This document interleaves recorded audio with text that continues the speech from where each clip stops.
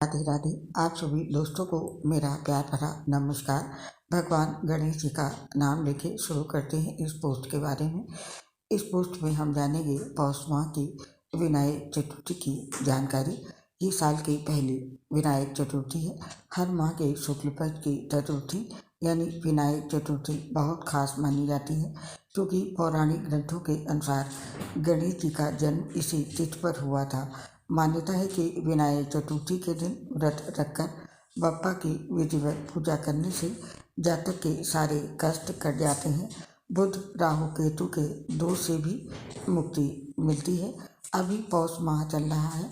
पौष माह की विनायक चतुर्थी बहुत महत्वपूर्ण है, क्योंकि इस दिन रवि योग का संयोग बन रहा है, जिससे पूजा में हर कार्य सिद्ध होंगे। आइए जानते हैं पौष माह की विनायक चतुर्थी की डेट, तिथि, पूजा का मुहूर्त, महत्व और सारी बातें जानेंगे।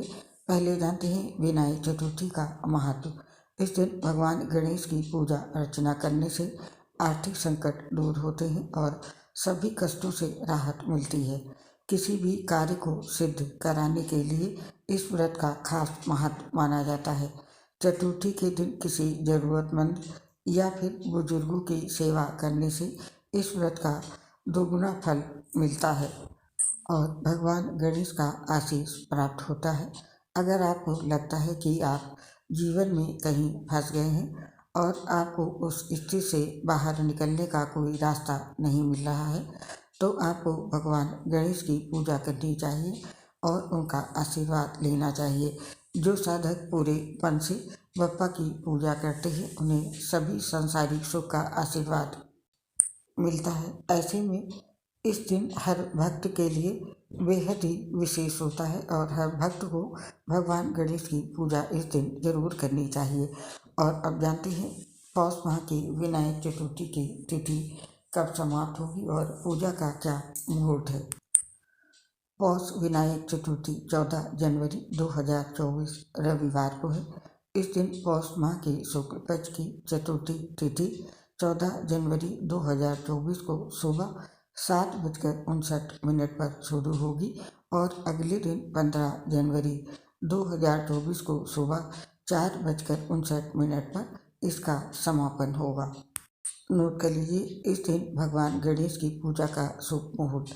पौष विनायक चतुर्थी के दिन गणपति भगवान की पूजा के लिए 2 घंटे का समय मिलेगा। 14 जनवरी को सुबह 11:27 से लेकर के दोपहर के 1:33 तक पूजा का शुभ मुहूर्त है और विनायक चतुर्थी को वरद विनायक चतुर्थी के नाम से भी जाना जाता है। भगवान से अपनी किसी भी मनोकामना की पूर्ति के आशीर्वाद को वरद कहते हैं। और अब जानते हैं पौष की विनायक चतुर्थी पर शुभ योग के समय के बारे में। पौष विनायक चतुर्थी पर रवि योग सुबह 10:22 से लेकर के अगले दिन 15 जनवरी को सुबह 7:15 तक रहेगा। रवि योग में सूर्य का प्रभाव रहता है। इस दौरान पूजा पाठ मंत्र जाप सिद्ध हो जाते हैं और अशुभता दूर रहती है। सारे काम बिना विघ्न के पूरे होते हैं। और अब जानते हैं इस दिन चंद्रोदय का समय, क्योंकि इस दिन चंद्र दर्शन नहीं किया जाता है। पौष विनायक चतुर्थी पर चंद्रोदय सुबह के समय होता है। 14 जनवरी को चंद्रमा सुबह 9:37 से लेकर के रात के 9:02 तक उदित रहेगा। विनायक चतुर्थी पर ना तो चंद्रमा देखना चाहिए, न ही चांद की पूजा करें। कहते हैं इससे झूठ का कलंक लगता है। तो ये था चंद्रोदय का समय। और अब जानते हैं इस दिन कर पंचक और भद्रकाल का समय। भद्र और पंचक दोनों को अशुभ माना जाता है। पंचक और भद्रकाल में कोई भी शुभ कार्य नहीं किया जाता है। ऐसा करने पर जीवन संकट से घिर जाता है। हालांकि गणपति की पूजा में पंचक भद्रा मान्य नहीं रखती है, इसीलिए व्रती बप्पा की आराधना से में अवरोध नहीं आएगा।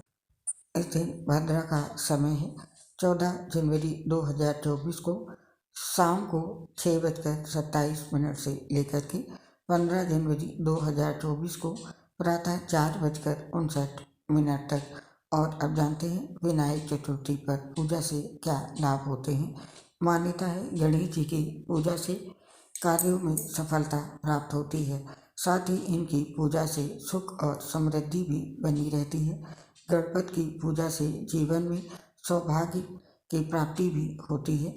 कहते हैं कि रोजाना गणेश जी की पूजा करने से दुर्भाग्य दूर हो जाते हैं और भगवान गणेश की पूजा से सुनने की क्षमता का विकास होता है, यानी जीवन में काम को लेकर धैर्य बना रहता है। मान्यता अनुसार गणेश जी के बड़े बड़े कान धैर्य के प्रतीक हैं। मान्यताओं के अनुसार भगवान गणेश की पूजा से जीवन में शांति बनी रहती है। साथ ही टारगेट लेकर जो काम किया जाता है वो पूरा होता है। ये था भगवान गणेश जी की पूजा करने का लाभ। और अब जानते हैं विनायक चतुर्थी पर भगवान गणेश जी की पूजा का क्या विधि विधान है। विनायक चतुर्थी के दिन सुबह उठकर स्नान करें, इसके बाद साफ कपड़े पहनें, घर में गणेश जी की फोटो या प्रतिमा के सामने बैठकर गाय के घी का दिया जलाएं। भगवान गणेश को फूल की माला 11 या 21 दूधवा की गांठ और बूंदी की लड्डू अर्पित करें। ऐसा करने के बाद भगवान गणपति का सामने गणेश मंत्र ओम गं गणपते नमः का कम से कम 1 माला जाप करें। साथ ही गणेश जी की आरती भी करें। भक्त चाहें तो इस दिन भगवान गणेश के मंदिर जाकर दर्शन कर सकते हैं। मंदिर में दर्शन करने के बाद भगवान को लड्डू अर्पित करें। भगवान के विधि पूर्वक आरती उतारें और पूजा के अंत में अपनी भूल चूक के लिए क्षमा याचना जरूर करें। और विनायक चतुर्थी पर भगवान गणेश को ये चीज़ें जरूर अर्पित करें। भगवान गणेश को चंदन का तिलक लगाएं, वस्त्र, कुमकुम, धूप, दीप, लाल फूल, अक्षत, पान, सुपारी आदि अर्पित करें। कहा जाता है गणेश जी को मोदक और दूर्वा घास बेहद पसंद है। ऐसे में उनकी कृपा पाने के लिए विनायक चतुर्थी के दिन मोदक या लड्डू का भोग जरूर लगाएं और दूर्वा जरूर चढ़ाएं। विनायक चतुर्थी के दिन इन बातों का विशेष रूप से ध्यान रखें।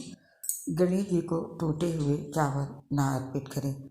गणेश पूजन के दौरान उन्हें तुलसी जल ना चढ़ाएं और इस दिन घर के मंदिर में अंधेरा ना रखें। इसके साथ ही इस दिन किसी भी प्रकार के तामसिक भोजन का सेवन ना करें। और विनायक चतुर्थी पर भगवान गणेश के इन मंत्रों का जाप करें। भगवान गणेश के निम्न मंत्र इस प्रकार से हैं। वक्रतुंड महाकाय सूर्यकोटि समप्रभा निर्विघ्नं कुरु मे देव शुभ कार्येषु सर्वदा। दूसरा मंत्र है गजाननं भूतगणादि सेवितं कपितजम्बूफलचारु भक्षणम् उमासुतं शोकविनाश शङ्करारं नमामि विघ्नेश्वरपादपङ्कजं। सिद्धि बुद्धि पते नाथ सिद्धि बुद्धि प्रदायिने मायनि मायिके शुभ्यं मोहदाय नमो नमः। भगवान गणेश जी के इन मंत्रों का जाप विनायक चतुर्थी पर करने से कई शुभ फल मिलते हैं और आप और आपके परिवार पर भगवान गणेश जी का आशीर्वाद सदैव बना रहे। इसी कामना के साथ आपसे इस पोस्ट को समाप्त करने की अब आज्ञा चाहते हैं। आपसे सीख मिलेंगे ऐसी ही किसी धार्मिक जानकारी वाली पोस्ट के साथ। तब तक के लिए आप सभी लोग खुश रहें और अपना ध्यान रखें। आपसे अपनी एक प्रॉब्लम शेयर कर रहे हैं। हम लीवर सोसिस सहित कई गंभीर बीमारियों से पीड़ित हैं, जिसकी वजह से पोस्ट बनाने में दिक्कत आती है। सांस फूलने की वजह से आवाज़ ठीक से नहीं आ पाती है। इसके लिए हमें क्षमा कर दें और अपना साथ और सहयोग हमारे साथ बनाए रखें। उम्मीद आप हमारा साथ जरूर देंगे। आप सभी का हृदय से बहुत बहुत धन्यवाद। राधे राधे दोस्तों।